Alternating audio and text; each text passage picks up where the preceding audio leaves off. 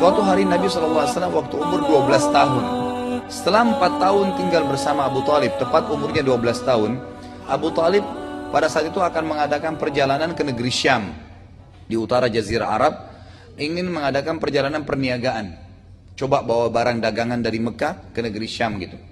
Lalu yang terjadi apa? Nabi SAW waktu umur 12 tahun tidak tahu apa sebabnya tiba-tiba bergantung pada baju Abu Talib dan maksa untuk ikut. Dan tidak mau melepaskan pegangan baju kepada pamannya Abu Talib, sampai Abu Talib akhirnya membawa Nabi SAW keluar kota Mekah. Tapi ini ada hikmah ya. Saat tiba di negeri Syam, Abu Talib bersama kafilahnya sempat istirahat di depan sebuah gereja Nasrani. Dan pada saat itu ada sebuah keanehan sedikit terjadi. Apa itu? Waktu Abu Talib lagi jalan kafilahnya, ada satu pendeta yang kebetulan melihat dari jendela, dari dalam gereja. Itu ternyata tiap kafilah lewat selalu diperhatikan. Dan memang ada maksudnya dia mencari tahu ini. Karena kafilah-kafilah semua dari Jazirah Arab datang. Dan pendeta ini sangat tahu kalau zaman itu, zaman keluarnya Nabi.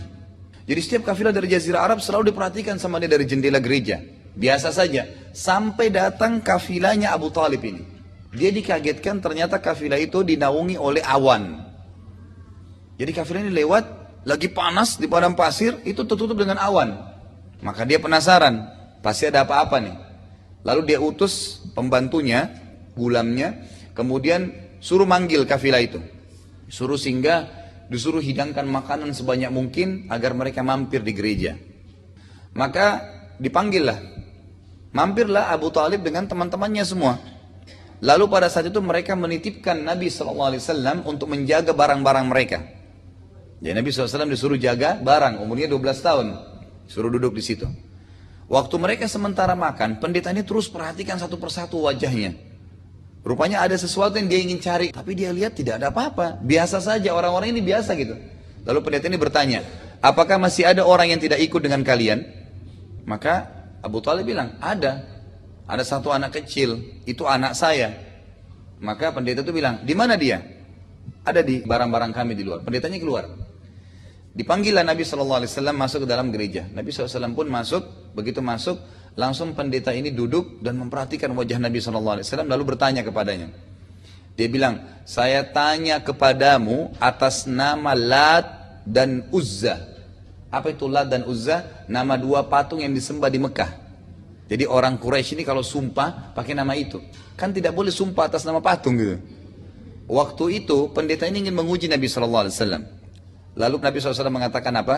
Jangan engkau sebutkan nama kedua benda tersebut karena itu sesuatu yang sangat saya benci. Nabi SAW memang dari kecil tidak pernah sembah berhala gitu. Lalu pendeta ini penasaran. Ditanya lagi, mana ayahmu? Nabi SAW mengatakan, ayah saya sudah meninggal. Ibu kamu di mana? Ibu saya sudah meninggal. Ditanyalah beberapa pertanyaan. Sampai akhirnya dia mengatakan, hai anak kecil, kata pendeta ini, apakah engkau mengizinkan aku untuk melihat pundakmu? Maka Nabi SAW mengatakan, silakan.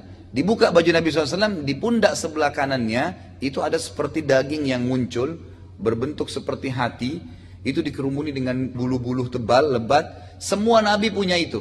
Itu namanya simbol kenabian.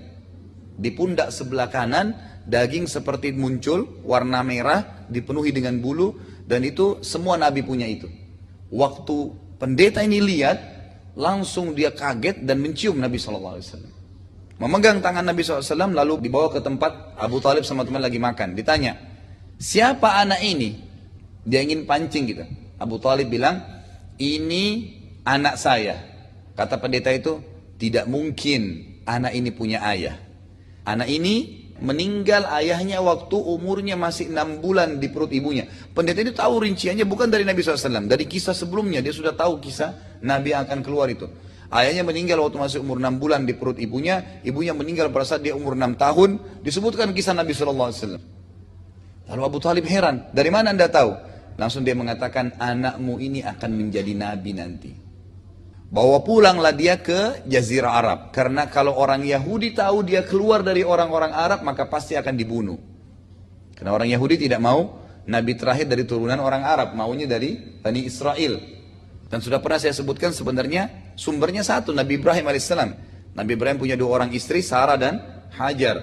Sarah punya Ishak dan Hajar punya Ismail. Nah, dari Ismail ini turun Nabi Muhammad SAW. Nah, dari Ishak ini ada Yakub. Yakub ini nama lainnya dia Israel. Jadi Israel itu namanya Nabi Yakub sebenarnya sekarang, dipakai sama mereka. Kalau dikatakan Bani Israel berarti keturunannya Nabi Yakub. Nabi Yakub punya anak Yusuf, ada kemudian Musa, Daud, Sulaiman, Isa. Ini semua dikenal dengan nabi-nabi Bani Israel. Nah, mereka berharap setelah Isa dan Musa itu keluar dari Bani Israel juga terakhir. Ternyata keluar dari turunan Nabi Ismail. Dan orang-orang Yahudi ini tidak mau masuk Islam hanya karena fanatisme buta, kejahilan. Kalau anda tanya orang Yahudi kenapa tidak beriman, mereka bukan mengatakan Islam tidak benar, karena Muhammad itu keluar dari turunan Ismail. Ismail itu ibunya dulu Hajar. Hajar itu bekas budak. Fanatisme yang tidak perlu gitu. Baik, intinya adalah pada saat itu Abu Talib akhirnya membawa pulang Nabi SAW buru-buru ke Mekah karena percaya dengan apa yang disampaikan oleh pendeta tersebut. Termasuk juga sebelum fase kenabian, Nabi SAW pernah dibawa oleh Abu Talib begitu balik ke Mekah. Beberapa waktu kemudian ada banyak peramal-peramal yang datang. Peramal-peramal ini umumnya semua menggunakan jin. Mereka sering menerka-nerka, jadi ada jasa peramal istilahnya. Jadi mereka sering, peramal-peramal ini berkelompok datang ke satu kota, misalnya kota Mekah, nawarin jasa nih. Jadi kalau mereka sudah datang di satu tempat, misalnya di jalan raya ini, nanti orang-orang pada datang ngeramalin anaknya, ngeramalin dirinya, ngeramalin nasibnya, dan ini semua tidak boleh. Nabi SAW larang dalam Islam, tidak boleh kita meramal nasib kita. Bukan cuma meramal, mendatangi peramal saya sudah dilarang. 2 hadis Bukhari. Hadis yang pertama kata Nabi SAW, siapa yang datang ke peramal bertanya, maka tidak diterima sholatnya selama 40 hari. Maksudnya 40 hari ini bukan 40 hari yang akan datang, tapi yang lalu. Makanya tidak usah lagi ada yang bertanya, Ustadz, kalau saya sudah pernah ke peramal, berarti saya tetap sholat gak ya? Toh sholat saya tidak diterima. Bukan yang akan datang Bapak Ibu sekalian, tapi sholat ada 40 hari yang lalu tiba-tiba hangus, hilang. 2 kali datang, 80 hari hilang sholatnya. Dan seterusnya. Bukan yang akan datang.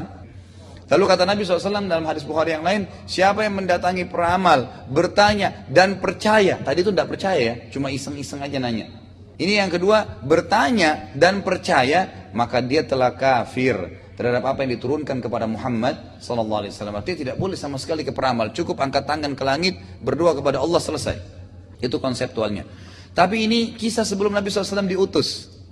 Peramal-peramal ini datang mereka pakai jin.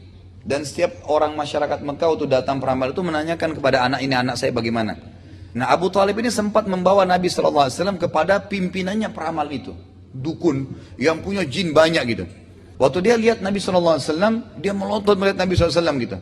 Lalu dia bilang sama Abu Talib, tunggu, tahan anak ini di sini, sebentar.